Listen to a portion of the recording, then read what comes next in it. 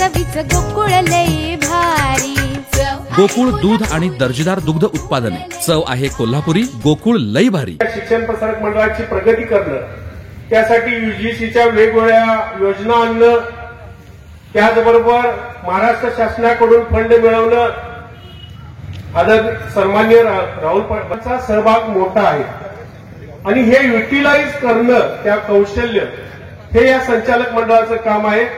उद्याच्या काळामध्ये एसटीची वाहतूक असेल, त्याचबरोबर महिलांचं, विद्यार्थिनींची सुरक्षितता असेल, क्रीडा विकास असेल, MPSCचं केंद्र असेल, UPSCचं केंद्र असेल, भरतीपूर्व पोलीस प्रशिक्षण केंद्र असेल, तर या चालू करण्याच्या ज्या काही योजना आहेत त्याचा आराखडा या पॅनेलकडे आणि या पॅनेलच्या नेते मंडळींच्याकडे आहे। त्यामुळं सवंग लोकप्रियतेसाठी किंवा लोकांच्या संभ्रम निर्माण करण्यासाठी फक्त आणि फक्त आरोप करून जनतेमध्ये वातावरण कलुषित करण्यापेक्षा भोगावती शिक्षण प्रसारक मंडळ जे 1971 पासूनच आहे ते डेव्हलप कसं होईल, त्या ठिकाणी वेगवेगळ्या शिक्षणाच्या सुविधा कशा निर्माण होतील, यासाठी त्यांनी बोलणं गरजेचं आहे।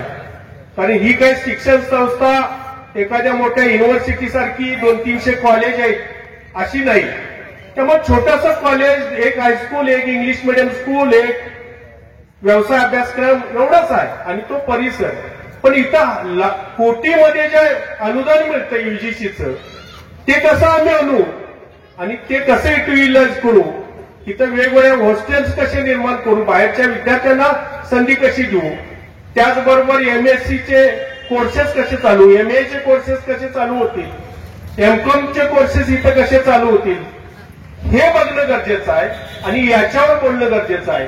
आणि त्यामुळं या पॅनेलच्या बाबत मी शाश्वती देतो की ही माणसं तिथं आल्यानंतर नक्कीच आमच्यासारख्या तिथल्या प्राध्यापकांचा कौशल्याचा उपयोग करतील आणि त्या संस्थेचा चेहरा मोहरा बदलतील, एवढं या ठिकाणी मी या उमेदवारांच्या वतीनं, नेत्यांच्या वतीनं आश्वासित करतो आणि मी या ठिकाणी थांबतो।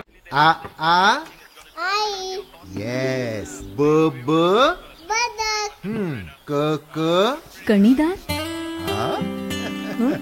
ख ख खमंग, ग ग गोकुळ,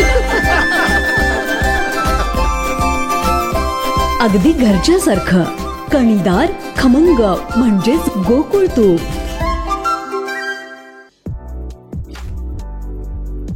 ताज्या घडामोडींसाठी RK न्यूजच्या YouTube चॅनेलला सबस्क्राईब करा आणि बेल आयकॉनला क्लिक करायला विसरू नका।